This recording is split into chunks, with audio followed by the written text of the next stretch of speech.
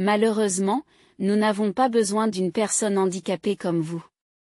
Essayez de faire de votre mieux pour vivre. Qu'est-ce que c'est que ça? Sur la table, il y avait une lettre qui m'était adressée, et c'est ce qu'elle disait. Je suis né handicapé des 2 jambes. Par rapport à ma sœur qui n'a pas de handicap, j'ai dû être considéré comme une gêne. C'est alors que j'ai reçu un appel de mon père sur mon smartphone. Bonjour. Odessa, as-tu lu cette lettre? J'ai essayé de la lire, mais, c'est ce qu'elle signifie. Au revoir. Attends un peu. Y a-t-il quelque chose d'autre? Y a-t-il quelque chose d'autre? Que signifie cette lettre? Elle signifie exactement ce qui est écrit.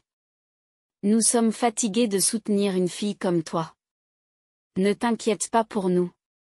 Sur ce, l'appel s'est brusquement terminé. J'ai réfléchi à la façon de répondre, puis j'ai contacté ma mère. Bonjour, maman. Quelle est ta réaction? Je suppose que tu as lu la lettre. Donc, une personne handicapée comme moi est une nuisance. C'est comme si j'étais une sorte de monstre. Oui, mais tu n'as pas à t'inquiéter. 8 ans se sont écoulés depuis ces paroles choquantes. Et puis, mon père est apparu dans la tour où j'habite. Comment une personne handicapée comme vous peut-elle vivre dans un tel endroit? Je peux vous le dire, je suppose. Lorsque j'ai révélé ce secret à mon père, il est devenu désemparé et a eu du mal à s'en sortir. Je m'appelle Odessa. J'aurai 26 ans cette année. Je vis actuellement au 55e étage d'une tour d'habitation et je jouis d'une vie confortable. Cependant, ce mode de vie s'est accompagné de nombreuses difficultés. L'une des raisons est que je souffre d'une maladie congénitale qui affaiblit mes muscles. Je me souviens encore des paroles inoubliables de mon père. Je pense que c'était lorsque j'étais au jardin d'enfants. Pourquoi faut-il que quelqu'un d'aussi handicapé que toi soit né? C'est votre faute, n'est-ce pas? Amy est en bonne santé et n'a aucun handicap. Amy est ma sœur, elle a 2 ans de plus que moi. À ce moment-là, j'écoutais la conversation de mes parents dans le salon. Ma chambre se trouvait à côté du salon, préparée pour les cas d'urgence. Même en tant que jeune enfant, je pouvais sentir le mécontentement qui m'était adressé. Ce n'est pas la peine de dire des choses pareilles. Alors, à partir de maintenant, tu t'occupes d'Odessa. Qu'est-ce que tu racontes? As-tu seulement conscience d'être un père? S'il te plaît, je te laisse faire le reste. Je me suis couvert discrètement avec le futon. À partir de ce jour, leur attitude envers moi est devenue de plus en plus froide et dure. Même lorsque je leur parlais, je ne recevais pas de réponses appropriées. En effet, mes handicaps physiques congénitaux pourraient en être la cause. Par la suite, ma mère a toujours veillé à ce que je ne m'inquiète pas malgré ces circonstances. Je fais activement ce que je peux par moi-même et je ne me sens pas pessimiste d'être né avec cette condition. Je ressens surtout la forte influence de ma sœur et de ma façon de percevoir les choses. J'ai dormi un peu trop longtemps. J'ai veillé tard la nuit dernière. Je m'en excuse. Il n'y a pas de problème. J'ai réussi à m'habiller toute seule en grande partie. Je vais t'aider. Merci, mais tu dois d'abord te préparer. Sœurette. Depuis l'école primaire, ma sœur Amy m'aidait à me préparer le matin. Cependant, mon père n'approuvait pas cela et se plaignait souvent. Combien de temps as-tu l'intention de continuer à faire ça? Ce sera bientôt fini. Odessa devrait pouvoir le faire elle-même. Viens ici, tu peux le faire, n'est-ce pas? Oui. En se changeant, Amy est venue m'aider sans que notre père s'en aperçoive. Désolé pour tout à l'heure. Ne t'inquiète pas pour ça. Je ne peux pas toujours compter sur toi. Pendant ce temps, Amy m'a serré doucement dans ses bras. Qu'est-ce qui ne va pas? Tout d'un coup. C'est bon. Odessa. Je te protégerai. Alors, je ferai de mon mieux pour te protéger aussi, sœurette. Grâce à ces échanges, j'ai senti que notre lien de sœur s'approfondissait encore plus. Nous nous efforcions de ne pas trop parler devant notre père. Nous pensions qu'il pourrait dire quelque chose s'il nous voyait proches. Alors, j'y vais. D'accord, prenez soin de vous. Notre père renonçait parfois à ses jours de congé pour aller travailler plusieurs fois par mois. Ces jours-là, je me sentais soulagée. D'habitude, quand je jouais, je me faisais gronder sévèrement. Aujourd'hui, puisque papa n'est pas là, jouons à notre guise. D'accord, mais n'en faisons pas trop. Ne vous inquiétez pas. Ensuite, ma sœur et moi avons joué à des jeux vidéo dans le salon. Environ 2 heures se sont écoulées. À ce moment-là, notre mère était partie faire des courses. J'ai entendu la porte d'entrée s'ouvrir et j'ai pensé que maman était rentrée. Mais, qu'est-ce que tu fais? Quand je me suis retournée, c'était la voix de mon père. Papa, pourquoi es-tu là? Qu'est-ce qui s'est passé au travail? Je suis revenue parce que j'ai oublié quelque chose. Où est maman? Elle est allée faire des courses. Alors, qu'est-ce que vous faites tous les deux? Dites-le-moi. Face au regard de mon père, je me suis figée de peur. Mon corps s'est transformé en pierre. Sentant cela, ma sœur a essayé de me protéger. Nous ne faisions que jouer à un jeu. Mais c'est moi qui l'ai suggéré. Odessa n'a rien fait de mal. C'est vrai? Oui, c'est vrai. Sur ce, mon père a tiré avec force le bras de ma sœur. En voyant cela, j'ai craint qu'il ne lui fasse du mal d'une manière ou d'une autre. À ce moment-là, je me suis sentie obligée de protéger ma sœur. Je voulais le faire et j'ai demandé à Ami de se joindre à moi. Alors, s'il vous plaît, ne lui faites pas de mal. Je vois, c'est donc vous qui êtes à l'origine de tout cela. Retourne dans ta chambre. J'ai compris. Comme on me l'a demandé, je suis retournée dans ma chambre. Petite consolation.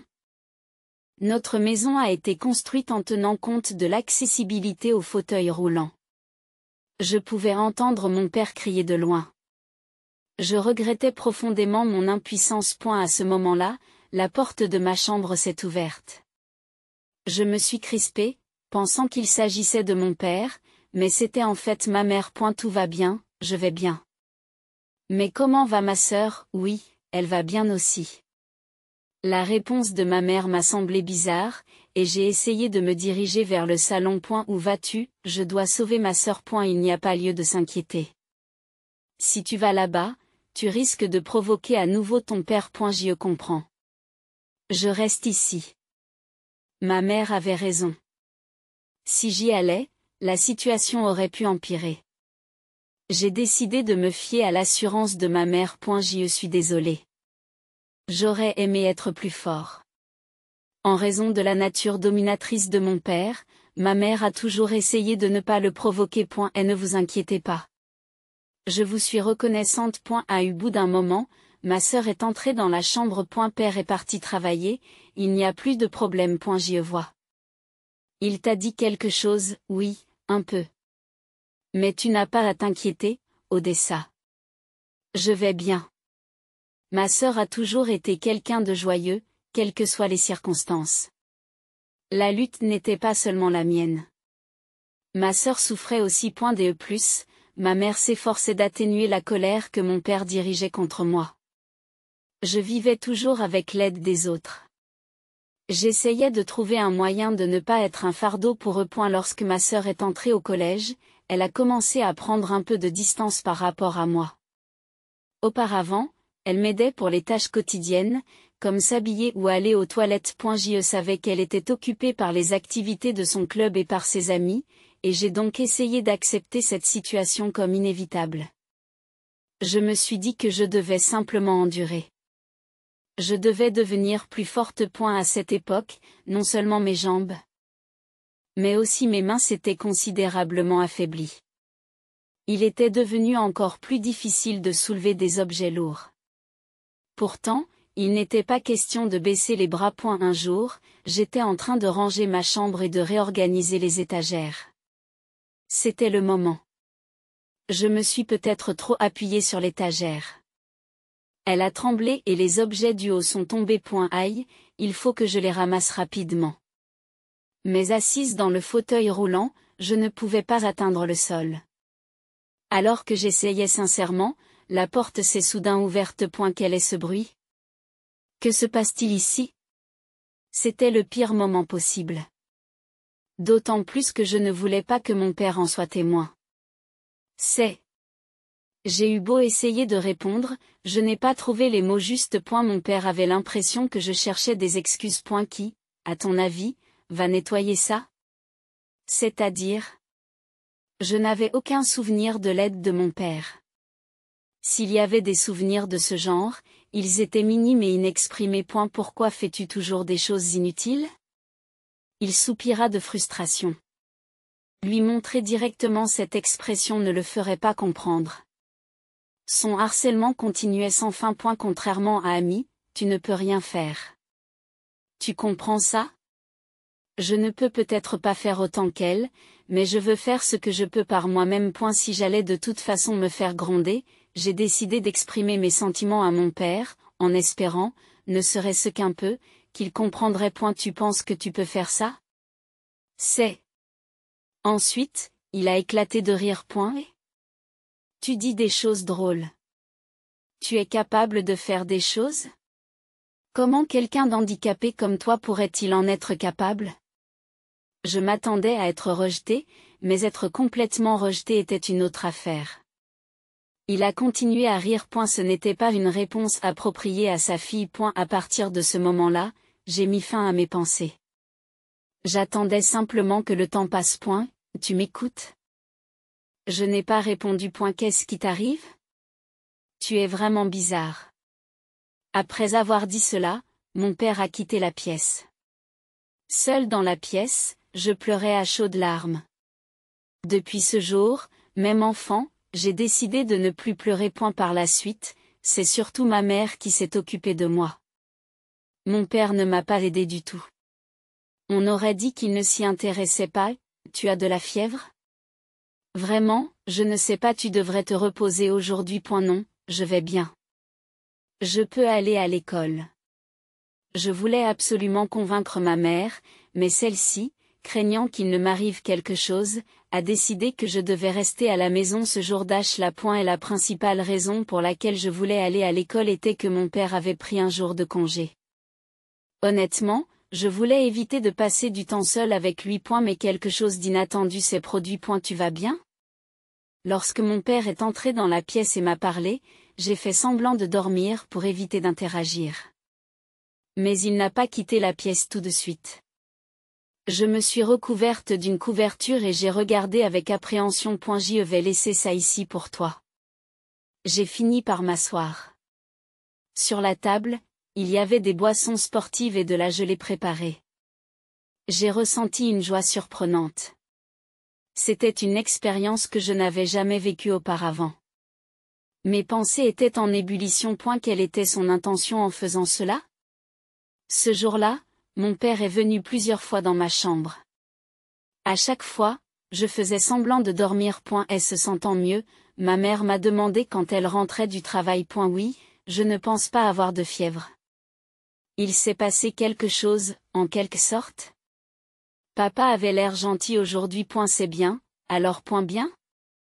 Qu'est-ce que tu veux dire? En fait, j'ai demandé à ton père de s'occuper de toi aujourd'hui. Vraiment. Ça a l'air d'aller pour l'instant. Je suis plutôt surprise parce qu'on n'a pas vraiment parlé. Je n'ai pas encore compris. J'ai été stricte avec lui. Je lui ai dit qu'il devait être plus gentil avec toi, Odessa. Mes émotions étaient partagées. Même si j'essayais de ne pas être affectée de quelque manière que ce soit, je ne savais pas ce que je devais ressentir ou faire. Puis, comme l'a dit ma mère, mon père s'est montré plus attentif. Il a commencé à s'occuper plus activement de moi, et petit à petit, nous avons même commencé à avoir des conversations. J'ai l'impression que ta relation avec papa s'améliore. Tu crois ça? Je serais heureux que vous puissiez vous entendre. Mais je pense toujours au passé. C'est vrai. Ce n'est pas facile de tout oublier. En fait, je veux aussi passer du temps à jouer avec toi, Odessa. Ce n'est pas un problème, Serette. Instinctivement, j'ai souri à ma sœur. Pendant cette période, j'ai espéré que ma relation avec mon père s'améliore. Lorsque je suis entrée au collège, l'attitude de mon père est devenue encore plus stricte. J'ai compris le contexte dans lequel ma sœur était en période d'examen. J'ai essayé de l'accepter, mais je me suis rendu compte qu'il y avait aussi d'autres raisons. J'ai besoin d'aller aux toilettes, ai-je dit à mon père. Je pouvais me débrouiller seul, mais j'ai délibérément demandé son aide. Je ne peux pas t'aider pour l'instant. Tu es un collégien maintenant. Tu devrais être capable d'aller aux toilettes tout seul. Non, j'ai senti que c'était sa vraie nature. Les jours agréables d'avant semblaient être un rêve. De plus, il y a eu un autre changement. Ma mère est devenue aussi froide que mon père. Maman, tu peux m'aider, je suis occupée pour l'instant. Peut-être plus tard. Je ne pouvais même pas compter sur ma sœur. C'est ainsi que la considération qu'ils avaient pour moi s'est progressivement estompée. Tout ce que je demandais était souvent négligé. Même en tant que collégienne. Le sentiment d'être mise à l'écart par ma famille était douloureux. Odessa, tu prendras tes repas dans ta chambre à partir de maintenant. Pourquoi? Tout simplement parce que ni ma mère ni ma sœur n'ont dit quoi que ce soit. Petit à petit, je me suis retrouvée à manger seule dans ma chambre plus souvent. L'une des raisons de ce changement était les résultats d'un diagnostic médical que j'avais reçu à l'hôpital. Mon état de santé n'était pas prometteur et ma maladie progressait. Mon père a pris cette décision après avoir appris la vérité. Le doute s'est installé quant à ma véritable place dans cette famille. Pourquoi n'y a-t-il qu'Odessa? De telles questions me parvenaient aux oreilles pendant que j'étudiais. Dépêche-toi de te préparer. Si Odessa reste à la maison, alors je reste à la maison aussi. Tu es sûr que c'est d'accord, ami? Tu voulais aller dans une école privée, n'est-ce pas? Oui, c'est vrai. Tu vas me défier? Si tu veux rester, reste, mais renonce à aller dans une école privée. J'étais choquée d'entendre des déclarations aussi incroyables. Finalement, la situation réelle est devenue claire. Mon père utilisait les examens comme une menace pour manipuler ma mère et ma sœur. Je n'avais jamais éprouvé de haine à l'égard de mon père auparavant, mais là, je dépassais les bornes. Cependant, avec ma mobilité réduite, je me suis demandé comment je devais réagir. À partir de ce jour, je n'ai plus cessé de penser à cette question. Je sors un PEU. Je suis désolé, Odessa. Je vais bien, ne t'inquiète pas. Au loin, j'entendais mon père appeler. On aurait dit qu'il me convoquait d'urgence. Allez, dépêche-toi. Chaque fois que j'affichais une expression triste, je craignais qu'il ne se surmène à cause de moi, alors j'ai décidé d'agir avec force.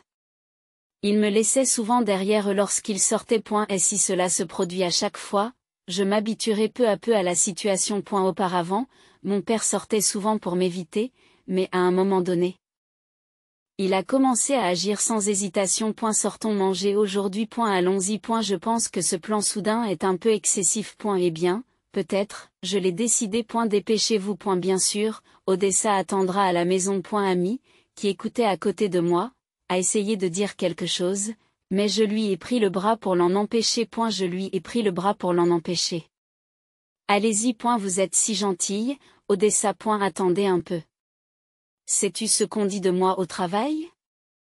Vous ne le savez probablement pas. Mon père a commencé à parler de sa misère. Même au travail, je souffre parce que je suis un père dont la fille est handicapée. Pouvez-vous comprendre à quel point c'est frustrant? Il est impossible que je comprenne cela.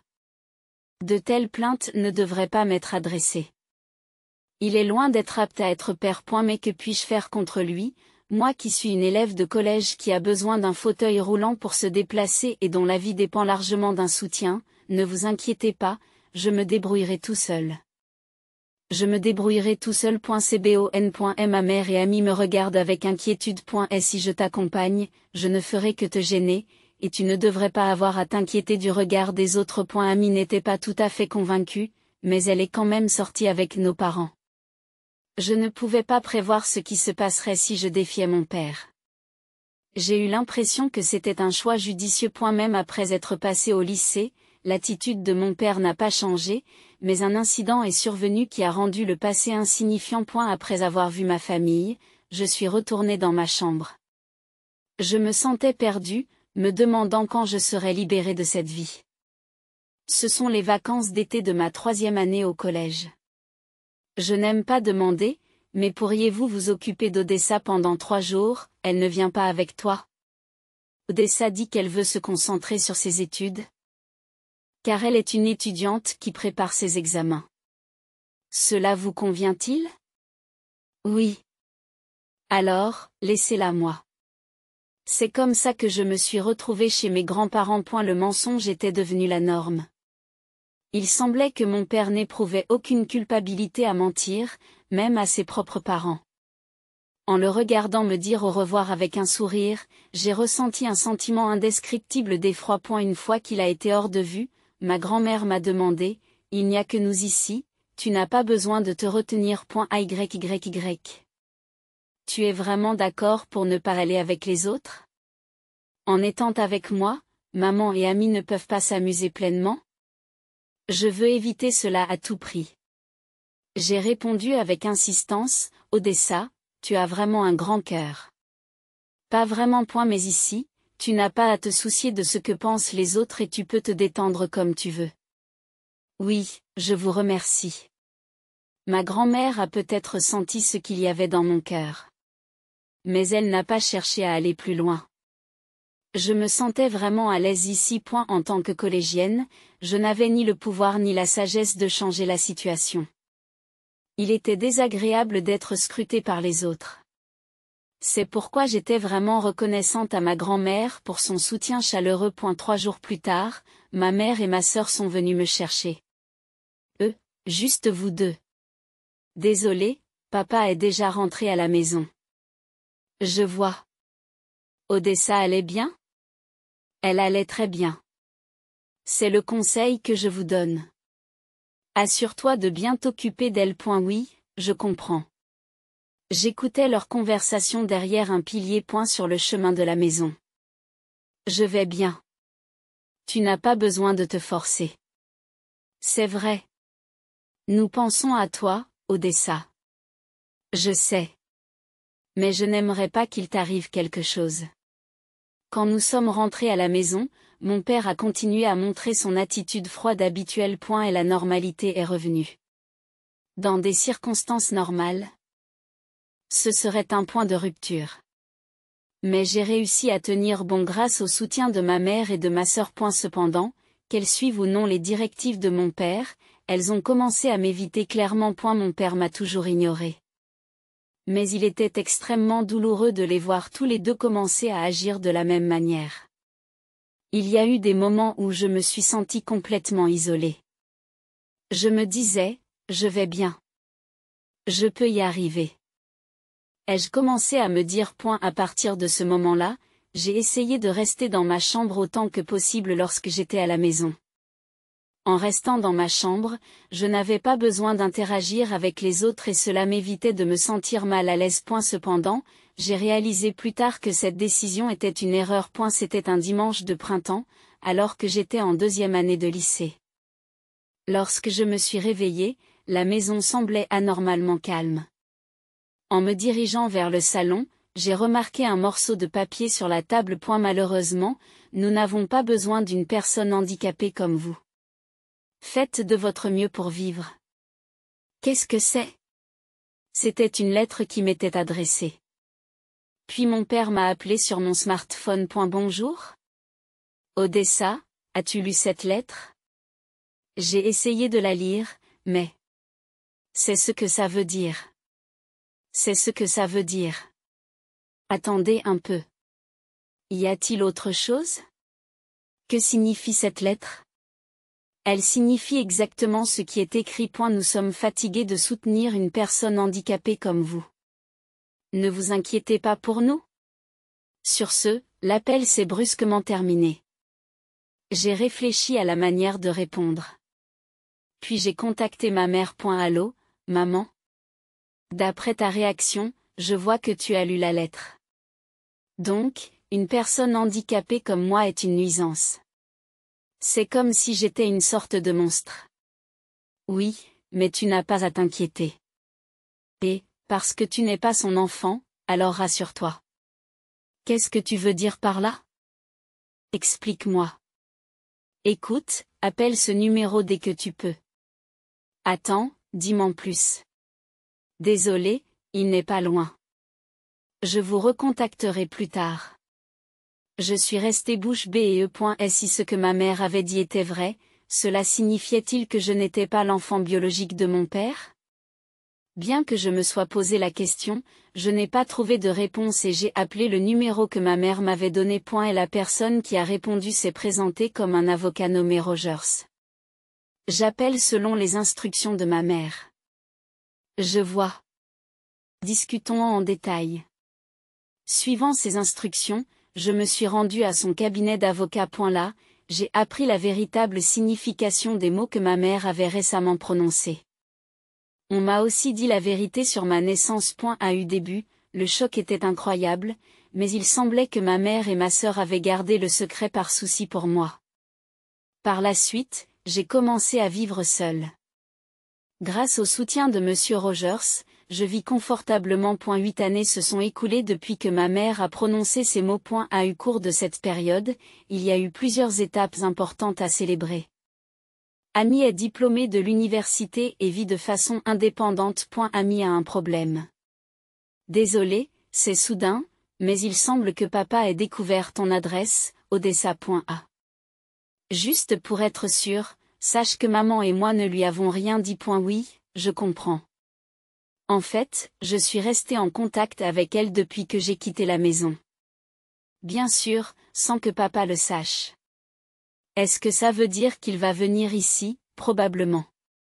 Ok, tu penses que c'est bon si je le rembourse un peu cette fois-ci? Ah. Ma vie maintenant, c'est grâce à maman et à toi? Non, c'est peut-être vrai. Je veux donc vous montrer ma gratitude à tous les deux, d'une certaine manière, surtout à maman, car j'ai quitté la maison presque comme si je m'enfuyais. Ce n'est pas de ta faute, ma sœur. Puis, une semaine après, j'ai reçu un appel de ma sœur. Comme elle l'avait dit. Mon père s'est présenté à l'appartement où je vis. L'interphone a sonné et j'ai répondu. Oui, bonjour. Odessa, ça fait longtemps. Comment une personne handicapée comme toi peut-elle vivre dans une tour d'habitation comme celle-ci? Eh bien, qu'en pensez-vous? Et, ce n'est pas comme ça qu'il faut parler à ses parents. Derrière mon père, je vois ma mère qui se tient debout, l'air désolé. Son expression montrait clairement qu'elle avait souffert de mon absence. Alors, laisse-moi te raconter. Qu'est-ce que c'est? J'ai révélé à mon père comment j'avais réussi à vivre cette vie. En entendant cela, il a dirigé sa colère vers ma mère. Qu'est-ce que tu racontes? Je n'avais aucune idée de tout cela. J'avais l'intention de tout expliquer correctement au début, mais quand vous avez appris qu'Odessa était handicapée, votre expression a changé, n'est-ce pas? Et alors? C'est l'enfant de quelqu'un d'autre et en plus, c'est une personne handicapée. Lorsque Monsieur Rogers m'a annoncé ce fait, j'ai eu l'impression que mon cœur s'arrêtait.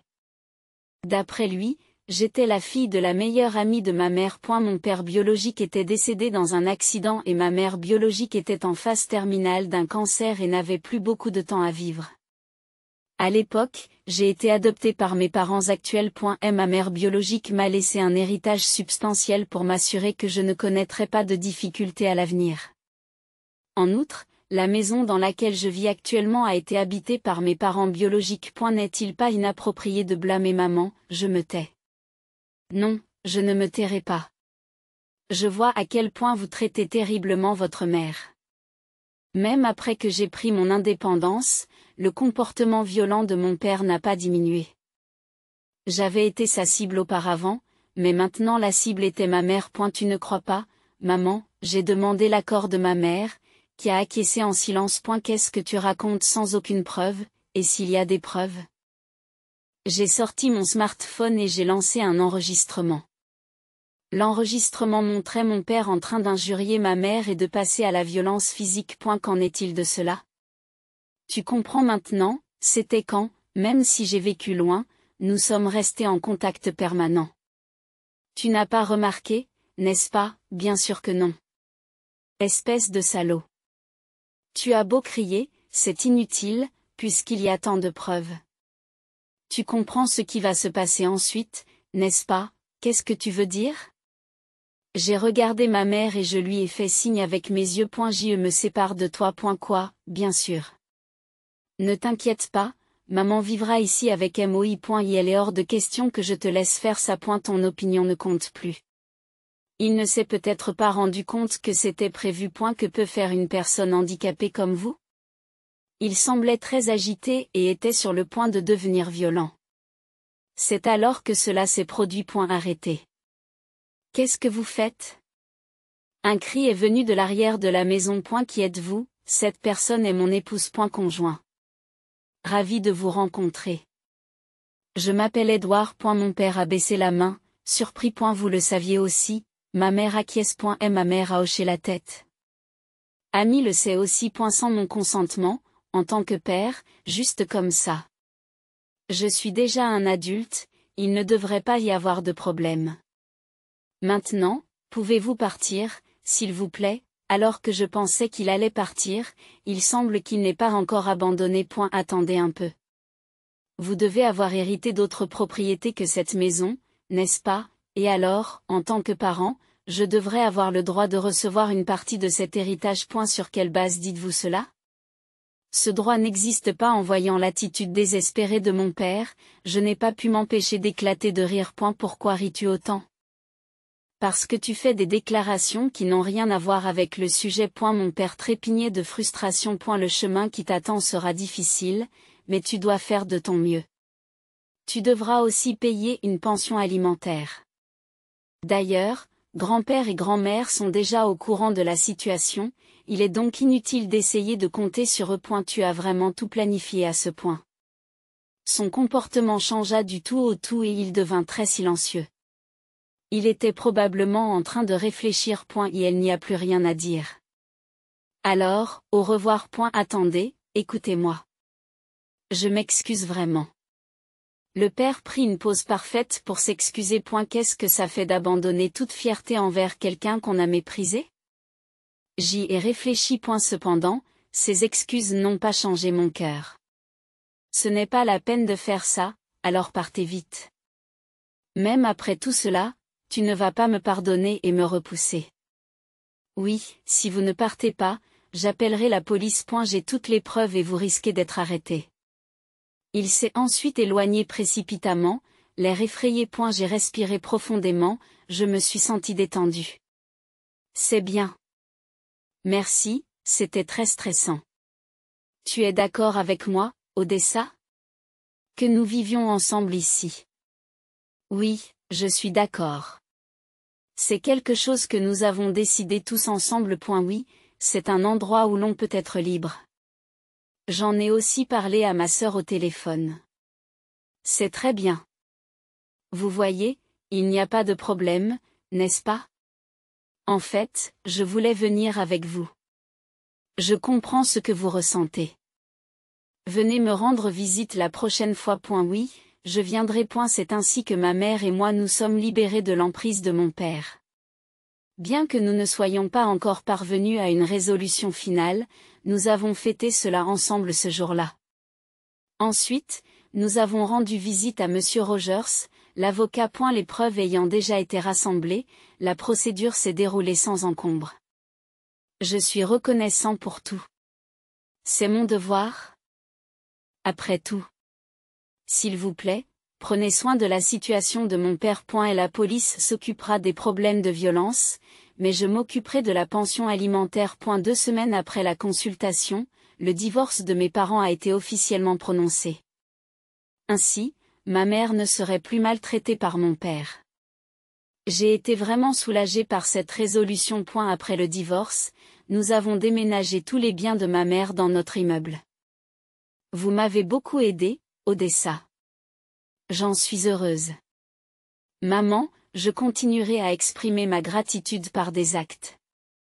Tu n'es pas obligé de faire ça. Mais je veux le faire, alors ne t'inquiète pas, assurai-je joyeusement à ma mère. Avec cette détermination, nous avons décidé d'ouvrir un nouveau chapitre de notre vie commune. Chaque fois que le temps le permettait, ma sœur nous rendait visite. J'ai enfin trouvé la vraie paix, ai-je remarqué avec une profonde émotion. Merci beaucoup pour ton aide pendant tout ce temps. Ami, je lui ai exprimé ma gratitude. C'est naturel. Liée par le sang ou non, Odessa, tu es ma sœur irremplaçable, dit-elle avec un doux sourire. Oui, répondis-je avec énergie. Je remarquai alors un léger trouble dans l'expression de ma mère. Quelque chose ne va pas, demandai-je à ma mère. Oui, je viens de recevoir un appel de ton père. Elle a répondu avec un soupçon de confusion. Un appel. Puis-je le voir un instant, dis-je en lui prenant le téléphone portable et en répondant à l'appel. Je me suis trompé. S'il te plaît, tu ne reviendras pas? J'ai entendu la voix de mon père. Maman va revenir, ai-je répondu fermement. C'est Odessa? J'ai mal agi jusqu'à présent. S'il vous plaît, donnez-moi une autre chance d'arranger les choses, a supplié mon père. Je suis désolé, mais ce n'est pas possible. Si vous comprenez, alors ne nous contactez plus jamais, ai-je dit définitivement. Après avoir mis fin à l'appel. J'ai immédiatement ajouté le numéro à la liste des appels bloqués et j'ai rendu le téléphone à ma mère. Tu vas bien? M'a demandé ma mère. Oui, il n'y a pas de quoi s'inquiéter. L'ai-je rassuré. Mon père avait démissionné de l'entreprise pour laquelle il travaillait et on ne savait pas où il se trouvait depuis. Il vivait peut-être seul quelque part maintenant. Son lieu de résidence et ses activités n'avaient plus aucune importance pour nous. Pendant ce temps, notre famille continue de vivre heureuse et joyeuse. L'expérience d'un tel sentiment de libération a été une première dans ma vie. Je me réjouis de passer encore de nombreux jours heureux avec ma famille.